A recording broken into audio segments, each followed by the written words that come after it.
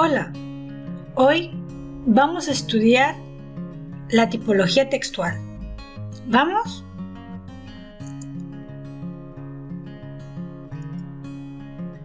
La tipología textual, los modos y los tipos de texto. Podemos destacar 4 formas de organizar un discurso: por medio de la narración, de la descripción, de la disertación y la argumentación. Muchas veces es importante destacar que utilizamos más de un recurso en la elaboración de un único texto. O sea, los textos generalmente son híbridos. Cuando los encontramos por ahí en los diferentes medios, podemos ver un texto que mezcla narración con descripción, o disertación con argumentación, o disertación con narración, y así sucesivamente.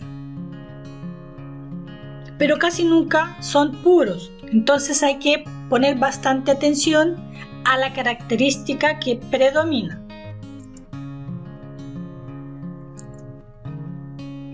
Vamos a la disertación, que es lo que vamos a estudiar hoy día. Aquello que llamamos didácticamente de disertación consiste en la exposición de ideas y razones. Si por un lado en la descripción y narración predominan términos concretos que se refieren a personas del mundo, al menos supuestamente real, en la disertación predominan los conceptos abstractos, muchas veces fuera de las esferas del tiempo y del espacio. No hay, por lo tanto, un principio de progresión temporal entre los enunciados. Esto es muy importante, así que anótalo. Pero sí relaciones de naturaleza lógica. Esto es, causa y efecto, una premisa y una conclusión. Fíjate bien, la disertación entonces es la exposición de ideas y razones. Predominan conceptos abstractos y como no hay una progresión en el tiempo entre los enunciados, entonces no podría haber alguna referencia supuestamente al mundo real. En ella tenemos relaciones de naturaleza lógica. ¿Qué significa esto? Causa y efecto, una premisa y una conclusión. Vamos a ver ahora la estructuración argumentativa. También llamado de texto de opinión, ese texto difiere del disertativo expositivo, pues aparte de exponer lo que se sabe sobre un asunto y muchas veces también informar, el texto disertativo tiene por finalidad persuadir al lector sobre un determinado asunto. Entonces, fíjate bien, ¿cómo se estructura este texto argumentativo? Vamos a ver. Expones lo que sabes sobre un asunto. Enseguida, ¿cuál es la finalidad de exponer esos asuntos? Es persuadir al lector. Vamos a ver la estructuración argumentativa. Un plan de disertación debe contener 3 partes importantes, que son la introducción, el desarrollo y la conclusión. ¿Ok? Entonces, fíjate bien.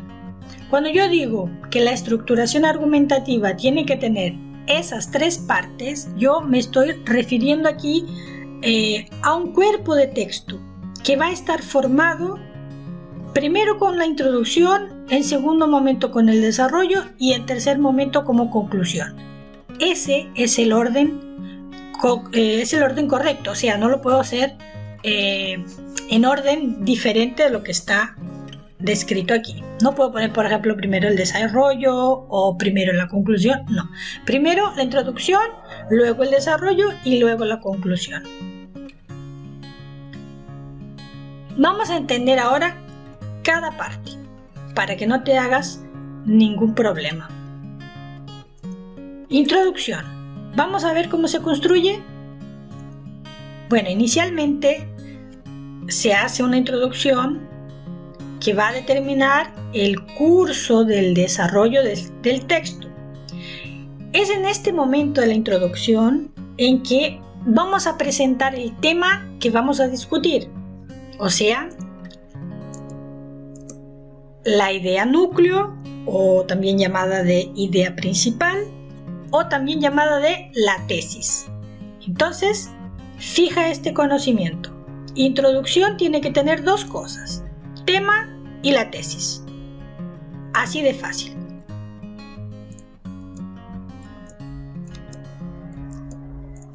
Vamos al desarrollo ahora. En esta fase se hace un análisis crítico de los argumentos usados como apoyo para la tesis.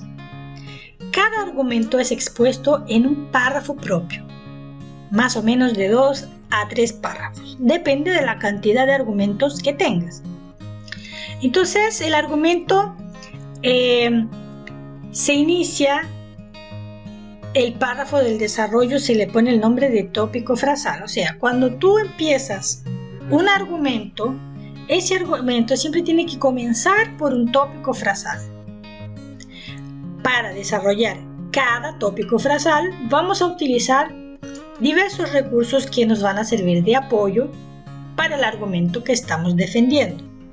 Entonces podemos utilizar ejemplos, comparaciones, narrativas, descripciones y opiniones propias. De manera que todo lo que yo estoy escribiendo, todo lo que estoy diciendo ahí en esos argumentos, en todos esos tópicos frasales, tiene que ser coherente y tiene que ser organizado, ¿correcto? Entonces, esa otra característica del texto, que es sobre coherencia y cohesión, la vamos a ver en otra clase. Entonces, resumiendo, el desarrollo nada más es que el análisis crítico de los argumentos que vas a usar como apoyo para tu tesis. Enseguida, cada argumento va a iniciarse en un párrafo único con el tópico frasal. ¿Y cómo vamos a desarrollar los tópicos frasales? Por medio de ejemplos, comparaciones, narrativas, descripciones y opiniones propias. Vamos a la conclusión.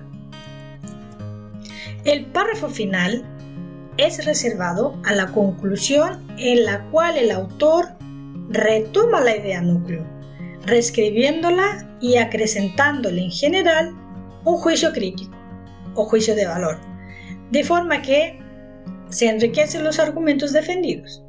Y en este momento es donde el autor va a opinar, a criticar y muchas veces también ofrecer alguna solución concreta sobre el tema discutido a lo largo de la argumentación. Entonces, resumiendo, la conclusión es el párrafo final, en la que se va a retomar la idea núcleo. ¿Sabes? Cuando yo te expliqué que allá en la introducción estaba la idea núcleo, bueno, ahí vas a ir a la idea núcleo de la introducción y aquí en la conclusión la retomas.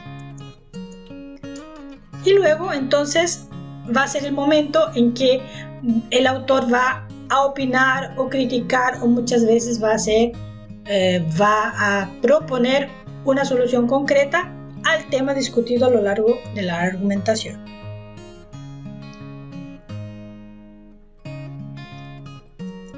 Vamos a un ejercicio ahora. Mira, en este texto que he seleccionado para ti, tenemos un texto bien simple, pero que está fácilmente reconocible las 3 partes del texto, que son la introducción, el desarrollo y la conclusión.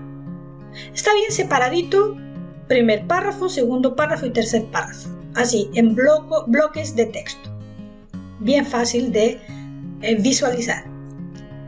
Pero ahora vamos a mirar con detención en el siguiente slide. Voy a leer este texto de corrido para después hacer el análisis de cada parte del texto. ¿Vamos? El valor de la televisión en la sociedad. La televisión es un sistema que permite a las personas recibir sonidos e imágenes en movimiento, y eso es posible gracias a las ondas. En la actualidad se puede afirmar que en la mayoría de los hogares hay como mínimo un televisor. Con el paso de los años se ha convertido en un objeto fundamental y cotidiano que normalmente suele presidir el centro del salón y en el que toda la familia se reúne frente a él para ver diferentes programas. Se ha hablado mucho sobre la televisión y los aspectos positivos y negativos. Por ejemplo, Bernice Burrage le ha definido con estas palabras: la televisión puede darnos muchas cosas, salvo tiempo para pensar. Por ello, que en esta argumentación hablaré sobre el valor de la televisión en la sociedad actual. En primer lugar, hay que decir que la televisión puede verse como algo positivo, porque entre otras cosas le permite estar informado en todo momento a través de los informativos. Otro aspecto a favor de la televisión es que te permite aprender sobre temas que desconocías, gracias a concursos como Saber y Ganar. También destaca la televisión por el hecho de ser un medio de entretenimiento, como cuando tenemos la oportunidad de ver una película, nuestra serie favorita o alguna retransmisión deportiva relacionada con el fútbol o el baloncesto, por citar algún ejemplo. Pero no todo lo que rodea el mundo de la televisión es positivo. Por desgracia, hay programas como los de cotilleo que aportan muy poco valor al espectador. Otro aspecto negativo es el hecho de que hay gente que se pasa muchas horas frente al televisor y eso crea adicción. O también está el inconveniente por el cual, por culpa de la televisión, los miembros de la familia hablan muy poco cuando están reunidas en el salón o en la cocina, porque están pendientes de lo que pasa en la pantalla de su televisor. En mi caso, debo deciros que suelo ver la televisión casi todos los días, pero normalmente es para ver algún informativo y estar al día de lo que pasa en el mundo y algún que otro partido de acontecimiento deportivo. En resumen, cuando nos referimos a la televisión, vemos cómo hay argumentos a favor y en contra. Pero creo que lo más importante al respecto de la televisión es que cada uno debe ser capaz de hacer un uso responsable de un aparato que nos guste o no forma parte de nuestras vidas. Si conseguimos que las personas se eduquen mirando la televisión, probablemente los beneficios que se obtengan serán mucho mayores que los inconvenientes. Ok, voy a dejar disponible este texto ahí en las actividades y ahora vamos a analizar.